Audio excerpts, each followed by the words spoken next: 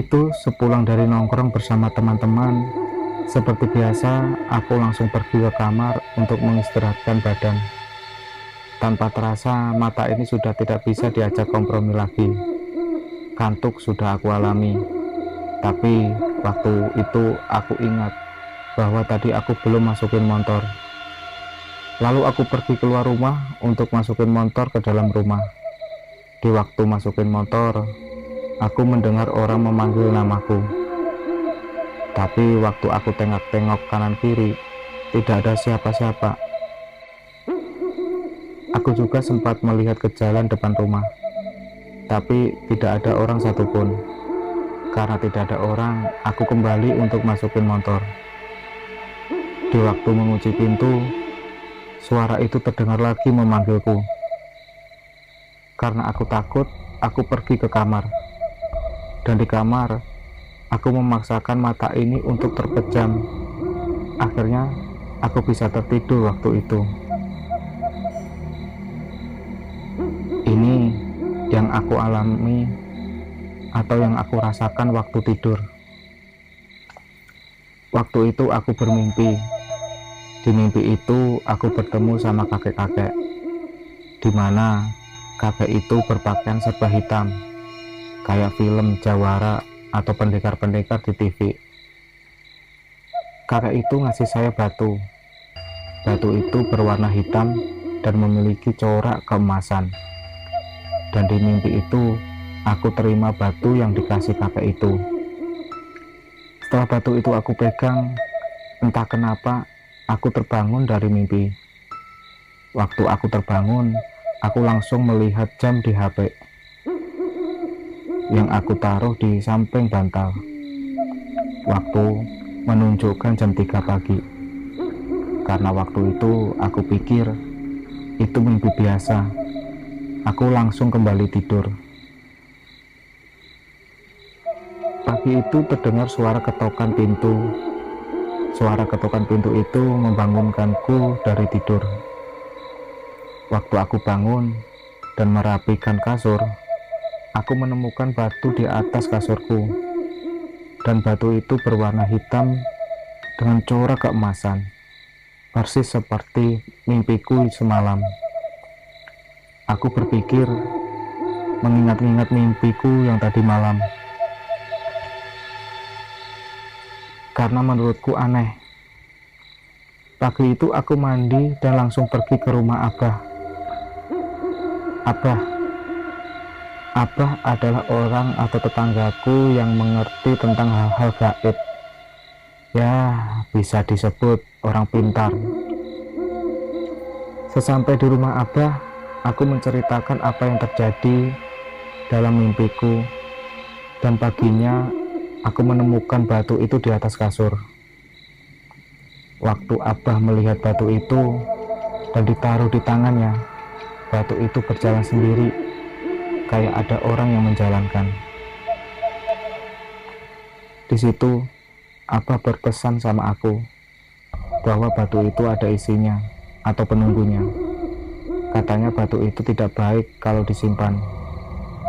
Dan Abah berpesan kalau batu itu dibuang saja. Karena aku tidak mengerti hal yang gaib dan aku takut, rencananya aku ingin membuang batu itu.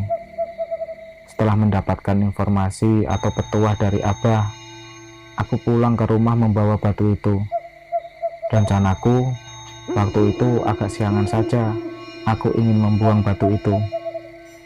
Sesampainya di rumah, ternyata ada temanku Iwan yang telah menungguku di kamar. Lalu aku menceritakan apa yang aku alami sampai dapat batu itu. Di sini Iwan tertarik sama batu itu.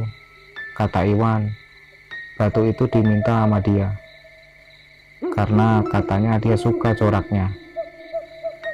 Karena memaksa, dan yang paling penting aku sudah kasih tahu apa yang dikatakan Abah tentang batu itu.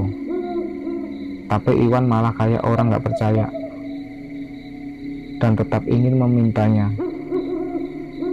Akhirnya aku kasih saja batu itu ke Iwan. Sekitar jam 8 malam, Iwan berpamitan pulang dengan membawa batu itu. Selanjutnya, ini cerita akan bercerita tentang Iwan. Di waktu Iwan membawa batu itu pulang, dan cerita ini berdasarkan cerita Iwan.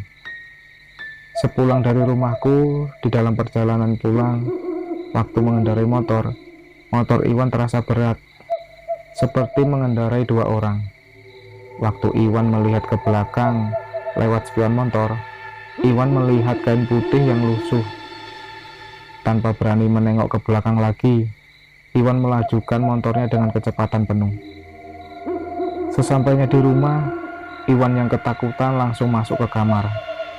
Iwan langsung menutupi tubuhnya dengan selimut. Di waktu Iwan menutupi tubuhnya dengan selimut itu kayak ada yang menarik, serta terdengar suara erangan. Waktu Iwan mengintip dari dalam selimut, di ujung ranjang telah berdiri sesosok tubuh panjang dengan balutan kain putih yang kotor. Muka sosok itu hitam gosong, matanya keluar satu, serta ada belatung yang menempel di muka sosok itu. Suara erangan itu terdengar terus di telinga Iwan. Karena ketakutan, Iwan pingsan waktu itu. Waktu Iwan sadar, sosok itu sudah tidak ada. Tanpa banyak pikir, Iwan langsung pergi ke rumahku. Di dalam perjalanan, di ujung mata Iwan melihat bayangan putih yang saling berterbangan. Karena takut, tanpa tengok kanan kiri, Iwan menaikkan kecepatan gas motornya.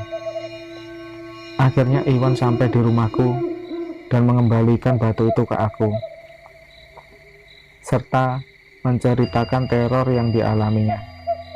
Karena masih ketakutan, Iwan tidak berani pulang. Akhirnya dia menginap di rumahku. Waktu kami sedang di kamar, terdengar suara ketokan dari jendela kamarku.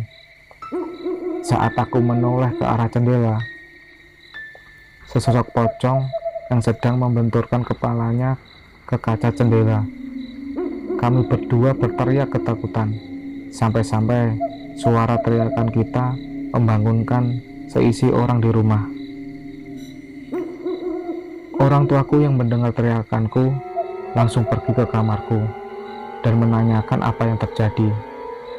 Di situ aku menceritakan apa yang kita alami.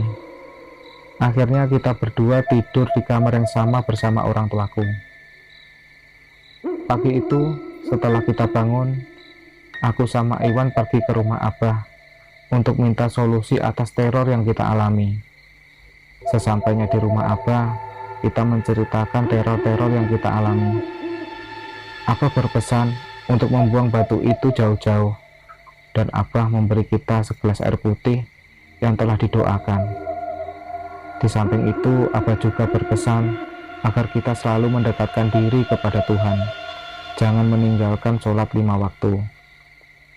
Setelah mendapatkan petuah dari Abah, kita pergi ke sungai dan membuang jauh-jauh batu itu.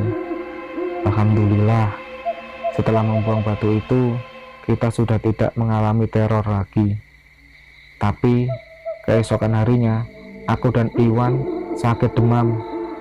Kata orang sih kesambet. Alhamdulillahnya, kita sekarang sudah sembuh dan melanjutkan kehidupan kita tanpa ada teror-teror yang menyeramkan lagi.